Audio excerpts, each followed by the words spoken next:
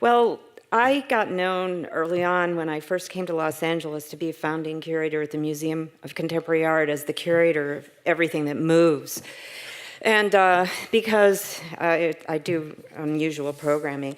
And one of the things that I want to do is actually share some of the experiences that I've had, both with developing brand new programs with artists, but the artists themselves and those who've aided them critically. So, for example, when MoCA didn't have a building, we created a radio series that went all over the United States that included dancers and their dancing on radio and sculptors and theater artists. And you wonder, how did that happen? Well, I'm going to bring to the class two of the critical engineers who work directly with them, and hopefully the voices of some of the participating artists, who may include your own local Guillermo Gomez Pena, who was one of the hosts of the early series.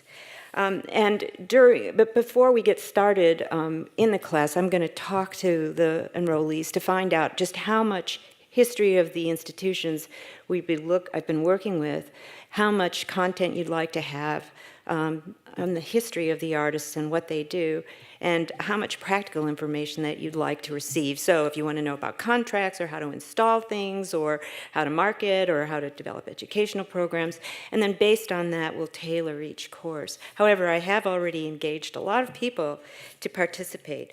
So for in the second week, first week we'll hear a lot of excerpts from these radio programs, including tremendous pieces by Peter Sellers and other tremendous writers and performers.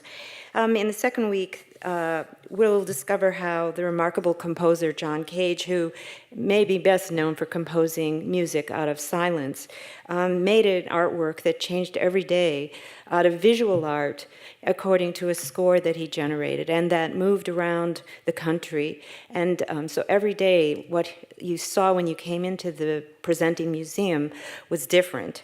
And for that class, we're going to be lucky to have Deborah Velders, who is the director of the Mobile Museum of Art, who actually hosted this project when it went to the Menil Collection in Houston. And we also will be joined by the LA Times music critic, Mark Swed, whose biography on John Cage is forthcoming. Then in the next program, we're going to be, well, not program, but class, we'll be talking to Tom Finkelpearl, who was just appointed the Commissioner of Cultural Affairs for the City of New York, when he talks about socially engaged and socially cooperative art in a project that we did right here, called Uncommon Sense, and that several of the projects were in unusual places. One of them was embedded in Melrose Place, and another was done in the Watts community.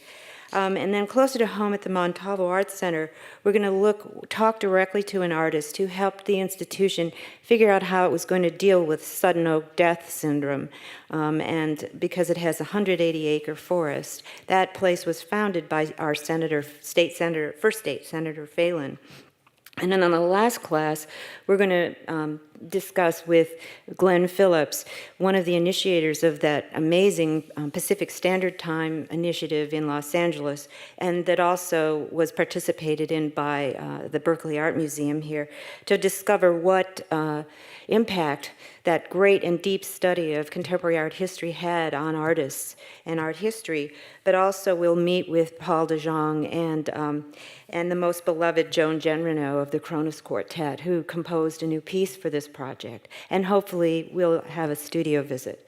So we're going to have articles to read, but we'll be seeing films and clips, but most importantly, you'll have an opportunity to actually ask the people who made the art how they did it and what their concerns are. So I hope you'll participate, and I look forward to meeting you.